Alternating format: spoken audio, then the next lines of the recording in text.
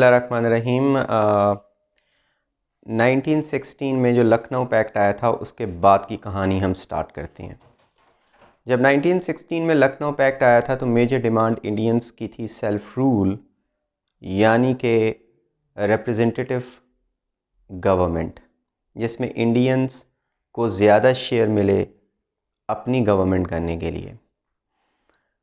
तो ब्रिटिश उस वक़्त वर्ल्ड वॉर 1 में मसरूफ़ था और ब्रिटिश को इंडिया में इंटरनल स्टेबिलिटी की बड़ी सख्त ज़रूरत थी।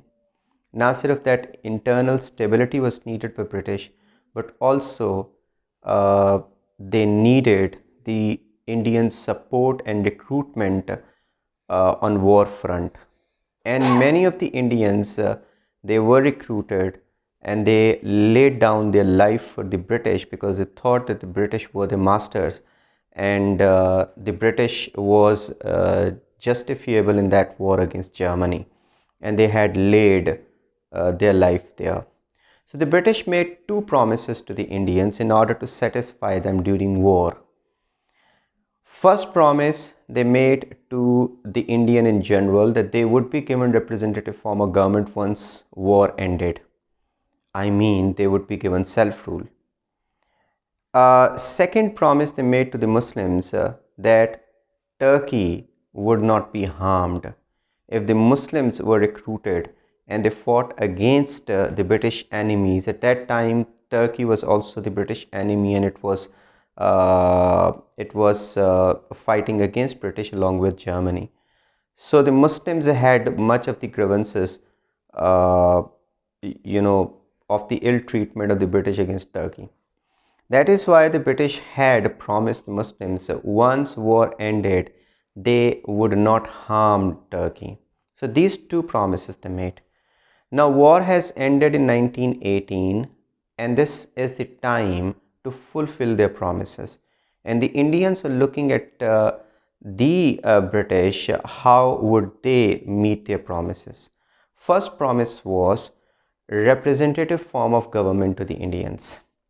And for it, a new constitution or a new act was coming, because 10 years were completing after 1909. It was provided in 1909 act that after 10 years a new act would come, and under this new constitution, new reforms would be extended to Indians according to the changing circumstances. And the Indians knew very well that the circumstances had changed, that they had supported the British in war against Germany. They had laid down their life. The British had promised them representative form of government, and now the British was not as powerful as it had been before war. So the circumstances had changed, and in 1919 a new constitution would come. And how would the British fulfill its promises? But what happens in this new act? This new act is called Montague-Chelmsford Reforms और 1909 act. इस नए act में कौन कौन सी चीज़ें होती हैं? जैसे हमने पढ़ा कि 1909 1909 10 साल पहले जो एक्ट आया था, उसमें सबसे इम्पॉर्टेंट जो फैक्टर था जो आपने याद रखना है अपने एग्जामिनेशन के लिए, वो है separate electorate, or how that separate electorate strengthened Pakistan's ideology later on. That is the major question which is made. और अब 1919 के एक्ट में आपने जो एक चीज़ याद रखनी है, that was डायाकी एट द प्रोविंशियल लेवल। एक नया सिस्टम ब्रिटिश ने दिया in order to satisfy the Indians that they had got the representative form of government.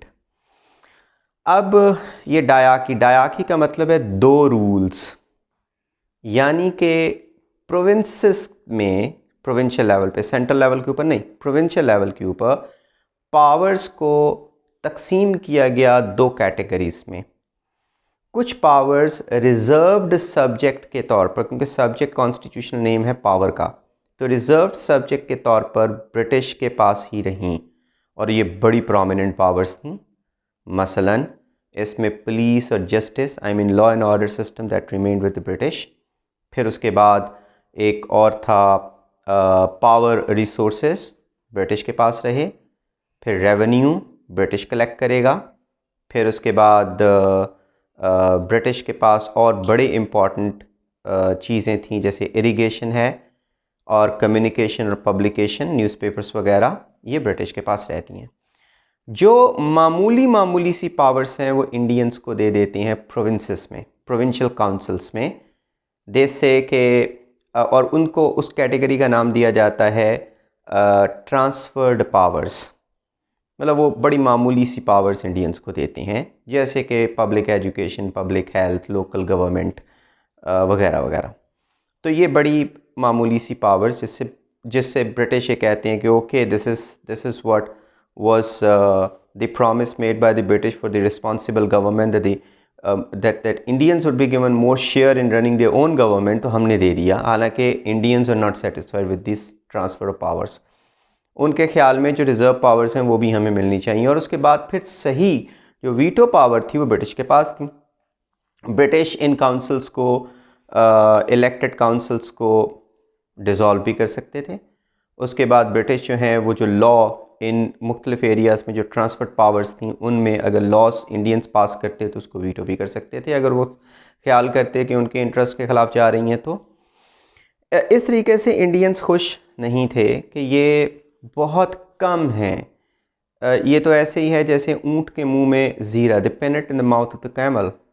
तो उनको खुशी नहीं थी कि ये पावर्स हैं। उसके साथ ब्रिटिश ने ये कहा, जो पहले काउंसिल्स थी, चाहे वो सेंट्रल काउंसिल्स हैं या फिर लेजिस्लेटिव काउंसिल या फिर जो प्रोविंशियल काउंसिल है, उसको उन्होंने असम्बली कह दिया। उन्होंने कहा कि अब बाई कैमरल लेजिस्लेचर होगी, यानी 2 हाउसेस के ऊपर मुश्तमिल एक पार्लियामेंट होगी। लोअर हाउस को उन्होंने बोला लेजिस्लेटिव असम्बली, और ऊपर वाले हाउस को हाउस ऑफ या फिर काउंसिल ऑफ स्टेट बोला। तो इस तरीके से एक पार्लियामेंट बना दिया, लेकिन ये पार्लियामेंट फुली एम्पावर्ड पार्लियामेंट नहीं थी।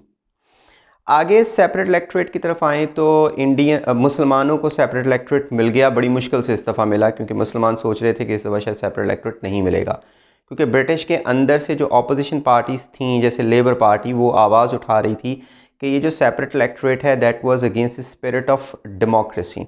डेमोक्रेसी ना रंग को देखती है, ना नस्ल को देखती है, ना ही रिलीजन और कल्चर को देखती है। तो तमाम के लिए एक ही किस्म की इलेक्टोरेट होने चाहिए थे, जॉइंट इलेक्टोरेट।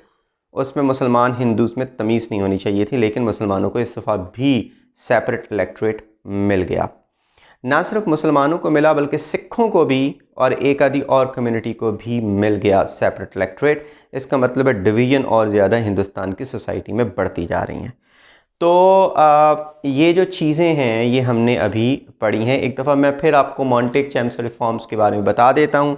मॉन्टेग चैम्सर रिफॉर्म्स में आप देखें, मॉन्टेग उस वक़्त थे ब्रिटिश जो इंडियन सेक्रेटरी हैं, लंदन हाउस में बैठती हैं, इंडिया हाउस में जो लंदन में है, मैंने आपको पिछले इलेक्शन में बताया था, और चैम्सफोर्ड उस वक़्त के वाइसराय थे। इन दोनों ने मिलकर ये रिफॉर्म्स पेश की। ये ब्रिटेन की असम्बली के अंदर ये रिफॉर्म्स के ऊपर बहस हुई, पास हुआ बिल, और फिर उसके बाद किंग ने इसके ऊपर दस्तखत करके इसको लॉ बना दिया, इंडिया के ऊपर इम्पोज कर दिया, इंडिया एक्ट 1919। इसमें सबसे इंपॉर्टेंट चीज़ जो आपने याद रखनी है, डायरकी एट प्रोविंशियल लेवल। और दूसरी इंपॉर्टेंट चीज़ जो आपने याद रखनी है वो है बाइकैमरल लेजिस्लेचर। ये दो ही इंपॉर्टेंट चीज़ें हैं जो इस वक्त दी गई थी। लेकिन अगर आपको डायरकी ही याद रहती है तो that is far more important, आप पूरे का पूरा क्वेश्चन इसके ऊपर हैंडल कर सकते हो।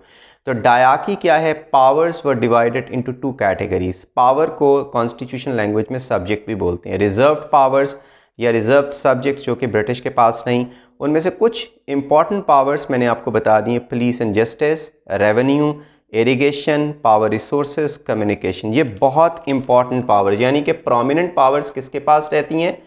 प्रोमिनेंट पावर्स रहती हैं ब्रिटिश के पास। और इंडियंस को बड़ी मामूली मामूली सी ऑर्डिनरी पावर्स या मिनिमल पावर्स दे दी जाती हैं, और उन पावर्स को कहा जाता है ट्रांसफर्ड पावर्स। इनका नाम है ट्रांसफर्ड पावर्स या ट्रांसफर्ड सब्जेक्ट्स, जो कि इंडियंस को ट्रांसफ़र कर दिए गए, यानी इंडियन काउंसिल्स को, जो कि प्रोविंशियल काउंसिल्स थी, उनको ट्रांसफ़र कर दिए। इसमें लोकल गवर्नमेंट है, यानी कि लोकली जो गवर्नमेंट है वो इंडिया के कंट्रोल में रहेगी, उसके ऊपर लॉस बना सकते हैं इंडियंस। एजुकेशन है, इसके ऊपर लॉस बना सकते हैं इंडियंस। एग्रीकल्चर एंड फॉरेस्ट्री, ये लग रहा है बहुत इंपॉर्टेंट है, नो डाउट एग्रीकल्चर और फॉरेस्ट्री बहुत इंपॉर्टेंट एक सब्जेक्ट है, पावर है which was transfer to Indians. लेकिन एक बात याद रखना है कि एग्रीकल्चर एंड फॉरेस्ट्री से जितना भी रेवेन्यू आएगा वो जाएगा कहाँ पर, ब्रिटिश के पास। और इसके अलावा एग्रीकल्चर एंड फॉरेस्ट्री नहीं चलती इरिगेशन के बगैर।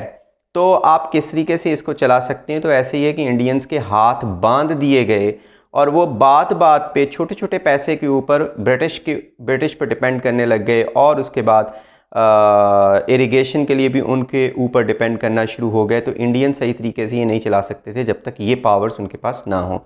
फिर पब्लिक वर्क, गली मोहल्ले के काम, कोई गटर ठीक करवाना, कोई पुल थोड़ा सा सीधा सूधा करवाना, तो उसके लिए भी पैसे चाहिए। तो पैसों के लिए उन्हें फिर बार बार ब्रिटिश को रिक्वेस्ट करनी पड़ती थी।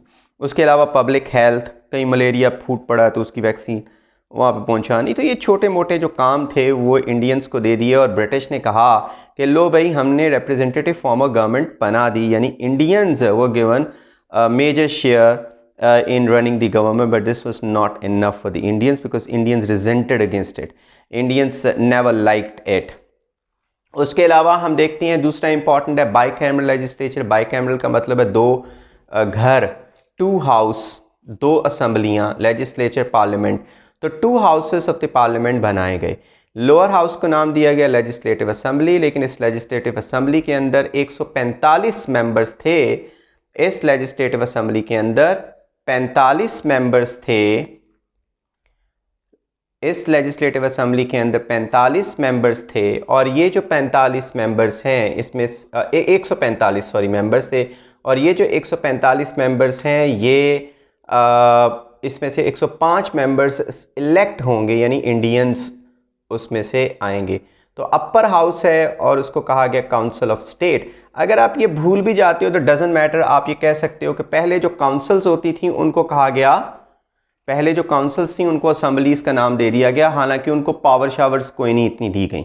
सेंट्रल असम्बली को बस सेंट्रल काउंसिल को बस सेंट्रल असम्बली का नाम दे दिया गया या पार्लियामेंट का नाम दिया गया, but this was powerless one. आगे सेपरेट इलेक्टोरेट के बारे में बता सकते हो कि इंपॉर्टेंट ये था कि मुसलमानों को मुश्किल से मिल गया, लेकिन सिखों को और यूरोपियंस को जो कि वहाँ पे आबाद थे उनको भी सेपरेट इलेक्टोरेट दिया गया, including Anglo Indians. Anglo Indians वो वाले इंग्लिश पीपल थे जो कि पैदा इंडिया में हुए, और इस तरीके से वो, या फिर मिक्स्ड जो रेस थी जो कि इंडियन लड़कियां और ब्रिटिश लड़कों के साथ शादी के बाद जो पैदा होने वाले बच्चे थे उनको भी एंग्लो इंडियंस बोला जाता, तो उनको भी सेपरेट इलेक्टोरेट मिल गया। लेकिन आपने ज़्यादा याद रखना है मुसलमानों को और सिखों को सेपरेट इलेक्टोरेट दिया गया। इसका मतलब है सिख भी अपनी सेपरेट शनाख्त रखना चाहते थे। आगे लेकिन इंडियंस खुश नहीं थे। क्यों नहीं खुश थे इस एक्ट से? क्योंकि veto power remained with the British, viceroy was all in all, British governors responsible to viceroy could veto any bill in the provincial councils और डिसॉल्व असम्बलीज। यानी यहाँ पर कोई भी जो ट्रांसफर्ड सब्जेक्ट्स जो दिए थे इंडियंस को, उसके ऊपर भी इंडियंस अगर लॉ बनाते हैं तो गवर्नर्स अगर समझते हैं कि वो लॉज ब्रिटिश के ख़िलाफ़ जा रहे हैं तो उनको वीटो भी कर सकते हैं, और उसके बाद अगर वो वीटो ना करें तो फिर वाइसराय वीटो कर सकता है, और उसके बाद वो असम्बलियाँ भी डिज़ोल्व कर सकते हैं। तो इंडियंस को लगा कि this was just an I wash, सिर्फ आंखों का धोखा है, अदरवाइज़ इसको कोई ऐसी इंपॉर्टेंस नहीं है। This is called Montagu Chelmsford reforms. अब ये जो मॉन्टेग-चेम्सफोर्ड रिफॉर्म्स थे, दीज मॉन्टेग-चेम्सफोर्ड रिफॉर्म्स, ये आप लोगों ने पढ़ लिए, लेकिन इंडियंस खुश नहीं थे, बिकॉज इंडियंस थॉट के हमने इसके लिए तो ही इतनी कुर्बानियाँ वर्ल्ड वॉर वन में नहीं दी थी, इसलिए दे डिसलाइक्ड दीज रिफॉर्म्स। लेकिन उसके बाद एक और भी रिफॉर्म आया, इसके साथ ही उसी वक़्त एक और भी एक्ट पास हुआ लेजिस्लेटिव असम्बली से, जो कि ब्रिटिश ने पास करवाया इंडिया में, और वो सजेस्ट किया था जस्टिस रॉवलेट ने। एक रॉवलेट थे, जस्टिस थे ब्रिटिश के, तो उनकी कमेटी थी, उन्होंने ये लॉ बनाया था। और ये लॉ बना था जब 1915 में वर्ल्ड वॉर वन चल रही थी, तो उस वक़्त इंडियंस जो हैं उनमें अनाखी पैदा होनी शुरू होगी और प्रोटेस्ट कर रहे थे सेल्फ रूल के लिए, इंडिपेंडेंस के लिए, तो उनकी इन हरकतों को कर्ब करने के लिए ये लॉ बनाया और इस लॉ का नाम था डिफेंस ऑफ इंडिया एक्ट। ये जो डिफेंस ऑफ इंडिया एक्ट था ये इसी को एक्सटेंड किया गया बाद में 1919 में। तो इसको कहते हैं रॉवलेट एक्ट, क्योंकि इस कमेटी का सरबराह जिसने इस लॉ को प्रपोज किया था उसका नाम था रॉवलेट। तो दिस इज़ कॉल्ड रॉवलेट एक्ट। ये एक्सटेंशन थी डिफेंस ऑफ इंडिया एक्ट जो कि 1915 में आया था वर्ल्ड वॉर 1 के दौरान में, ताकि इंडियंस की एजिटेटिंग या एजिटेशन वाली या अनाकी वाली या रेवोल्यूशनरी एक्टिविटीज़ को कंटेन किया जा सके। इसको ब्लैक एक्ट भी बोलते हैं, this is also called black act. और ये एक्सटेंशन थी डिफेंस ऑफ इंडिया एक्ट 1915 की। इस एक्ट में सिंपली आपने याद रखना है कि it gave unlimited powers to police. Police को बहुत सारी पावर्स मिल गई। मतलब पुलिस को कौन सी पावर मिल गई? अरेस्ट कर सकते थे विदाउट वारंट। मैजिस्ट्रेट एक वारंट देता है, यानी ये रीज़न है, पहले पुलिस बताती है कि this is the reason we are arresting somebody, तो मैजिस्ट्रेट वो सारी सुनकर तो फिर उसको अरेस्ट करने के लिए वारंट देता है, यानी कि कोई रीज़न हो कि किसी को अरेस्ट करना है। लेकिन किसी रीज़न के बगैर भी पुलिस उठा के किसी को भी लेके जा सकती है। उसके बाद डिटेंशन विदाउट बेल। डिटेंशन यानी जेल कर सकते हैं और उसको वकील का हक भी नहीं दे सकते। ये ब्रिटिश जो जस्टिस सिस्टम है उसका एक ह्यूमन राइट था जो ये स्नैच कर लिया गया। इसको कहते थे डिटेंशन विदाउट बेल। और पुलिस अनलिमिटेड टाइम के लिए विदाउट बेल के किसी को भी थाने में रख सकती थी, जेल में रख सकती थी। और दूसरे नंबर पर रिस्ट्रिक्शन ऑन फ्री मूवमेंट, ये भी एक बेसिक ह्यूमन राइट होता है किसी का भी कि आप फ्रीली मूव करो जहाँ पर भी आपको जाना चाहता है। लेकिन लीडर्स और मजमा अगर प्रोटेस्ट के लिए निकल रहे हैं कहीं से तो उनकी मूवमेंट को रिस्ट्रिक्ट किया जा सकता है, लीडर्स को जाने से रोका जा सकता है, घरों में उनको कैद किया जा सकता है। तो इस तरीके से ये तीन मेजर हैं, arrest without warrant, detention without bail, restriction on free movement. इसके खिलाफ जो रॉवलेट एक्ट ये आया था जिसको ब्लैक एक्ट भी कहते हैं, इसके खिलाफ इंडियंस ने बड़े मुजाहरे भी किए और उनका एक नारा बड़ा मशहूर था, ना वकील ना दलील, ना वकील ना दलील। और एक और भी पंजाब में, पंजाब की गलियों में एक नारा मशहूर हुआ, ना वकील ना दलील, फरंगी कुत्ता और जलील। तो ना वकील ना दलील का मतलब है कि ना आपको वकील करने की ज़रूरत है, ना आपको आर्गूमेंट देने की ज़रूरत है, पुलिस उठा उठा के बंदों को कैद कर देगी under this black act which is also called defence of India act. ये दोनों एक्ट्स जो है 1909 एक्ट और 1919 एक्ट आस पास में ही आए। इसका नुकसान ये हुआ इन दोनों एक्ट्स का, why did the Indians hate these two acts, क्योंकि it was a draconian act, it had restricted human rights of Indians under British justice system, and Indians weren't happy that their sacrifices which they made during World War I against the British enemies, they went futile and they were betrayed by this draconian act. This is this Black Act, and they started protesting this Rowlatt Act. Throughout India Rowlatt act के दरमियान के ख़िलाफ़ protest start हो गए और फिर British ने एक दफ़ा नाफज की कि कुछ लोग एक जगह पे नहीं ठहर सकते हैं। आई थिंक 144 है शायद, 144 दफ़ा कि कुछ लोगों का मजमा एक जगह पे इकट्ठा नहीं हो सकता। लेकिन जलियांवाला अमृतसर में एक बहुत बड़ा बाग है, वहाँ पर सिखों ने, मुसलमानों ने और हिंदूस ने मिल के एक पीसफुल प्रोटेस्ट का प्रोग्राम बनाया। बहुत बड़ा पीसफुल प्रोटेस्ट था, लेकिन पीसफुल था, बच्चे भी थे, बूढ़े भी थे, ख़वातीन भी थे। वहाँ पे जनरल डायर ने गोली चला दी, उसको कॉर्डन ऑफ करके उस एरिया को, उसके ऊपर गोली चला दी और गोली उसके साथ बहुत सारा कत्लेआम भी हुआ जिसको कहते हैं जलियांवाला बाग इंसिडेंट। और ये इंतहाई एक ब्लैक स्पॉट है on the British rule on India. British rule के ऊपर एक बहुत बड़ा धब्बा है जलियांवाला बाग इंसिडेंट। और हम ये कह सकते हैं कि इसके ही एक्ट में हुआ, रॉवलेट एक्ट के ही जवाब में ये मैसेकर भी हुआ। अच्छा, now let's talk about their is one question which comes in the paper, analysis on this Montague-Champs Reforms or 1919 Act or Rowlatt Act. I mean, if we make analysis, why did the Indians hate it? That is more important. And why did the Indians hate it? You know very well, I've talked about them. all veto power was with the British. The powers which were transferred to the Indians, that was very nominal one, and they regarded it as a peanut in the mouth of the camel, or maybe it was just a nominal power. This was just an eyewash. They laid down many sacrifices for the British in World War I, but in return they were given a draconian act like Rowlatt Act, where the basic human rights were snatched away from the Indians under British justice system. I mean, all these things were there for which the Indians hated. इसके ख़िलाफ़ कायदे आज़म ने legislative assembly से इस्तीफ़ा दे दिया. उसके ख़िलाफ़ फिर जो मूवमेंट स्टार्ट की गांधी ने, सत्याग्रह मूवमेंट उसको बोलते हैं, गांधी इसके बाद से बाकायदा लीड करने शुरू हो गए मुख्तलिफ मूवमेंट्स को. ये 1919 का एक्ट था जिसके ख़िलाफ़ वायलेंस फिर स्टार्ट हो गई ब्रिटिश के ख़िलाफ़. तो why were British so much hell bent upon curbing Indian activities, and they didn't want to give representative form of government to India or self-rule? What were the reasons why they had gone very sensitive, rather hypersensitive at that time? इसकी reasons भी हम analysis में देखते हैं. Analysis अगर हम करते हैं, what were the reasons for it that they had gone hypersensitive? Number one, their power had become weak after World War I. And although they won the war, but this was Pyrrhic victory, they had lost much of the assets in that war in gaining victory over Germany. So their weak position now was touted by the other world powers that the British sun was about to set.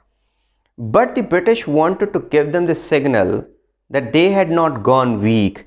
If they had surrendered to the Indian demand of self-rule, it would amount to giving the world this message that the British had gone really weaker. एक तो reason ये आप लिख सकते हैं. Secondly, India was still a very lucrative colony for British. India से बहुत सारा पैसा कमा के अपनी तिजोरियों को भर रहे थे वो. तो this trade with India that was so much lucrative, they didn't want to let go of India. Then the third one, India was a very strategic country. Its strategic importance could not be negated or ignored. जो ख़ास तौर पे India के साथ India के oceans और costs लगते थे, वहाँ पे रॉयल नेवी की प्रेजेंस, जो कि ब्रिटिश रॉयल नेवी थी, उसकी प्रेजेंस की वजह से जो पूरा इंडियन ओशन उनके कंट्रोल में था, और जो भी ट्रेड यूरोपियंस की होती थी ब्रिटिश की मर्ज़ी के बगैर नहीं हो सकती थी. तो ये भी बहुत स्ट्रेटेजिक इंपॉर्टेंस थी इंडिया की. They did not want to let go of it. So these were some of the reasons. और फिर एक और भी रीज़न थी.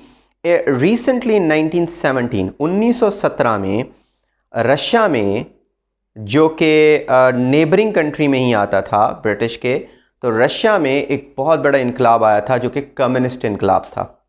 और वो जो रेवोल्यूशन था वो भी छोटे छोटे प्रोटेस्ट से स्टार्ट हुआ था, फिर वायलेंट हो गया, और फिर जो वहाँ का ज़ार था, ज़ार निकोलस II, उसको कत्ल कर दिया, उसकी सारी फैमिली भी मारी गई, और ये रेवोल्यूशन हो गया था. तो दे फेयर्ड ये जो छोटे छोटे प्रोटेस्ट्स हो रहे हैं इंडिया ब्रिटेन के ख़िलाफ़, ये अगर इसी तरीके से होते रहे तो ये कहीं रशियन रेवोल्यूशन की तरह बड़े ना हो जाएं और ब्रिटिश को इंडिया से हाथ ना धोना पड़ जाए. और एक और भी रीज़न है, जो कम्युनिस्ट लीडर थी इस वक्त की रशिया की, वो उसने प्रॉमिस किया था कि वो कम्युनिस्ट रेवोल्यूशन बाकी कंट्रीज़ में भी, नेबरिंग कंट्रीज़ में पहुंचाएंगी. तो यहाँ पर भी डर था ब्रिटिश को कि कम्युनिस्ट जो हैं दे वो working in India to destabilise it, और ख़ास तौर पे सरहद के इलाकों में रेड शर्ट मूवमेंट स्टार्ट हो चुकी थी. Thank you very much.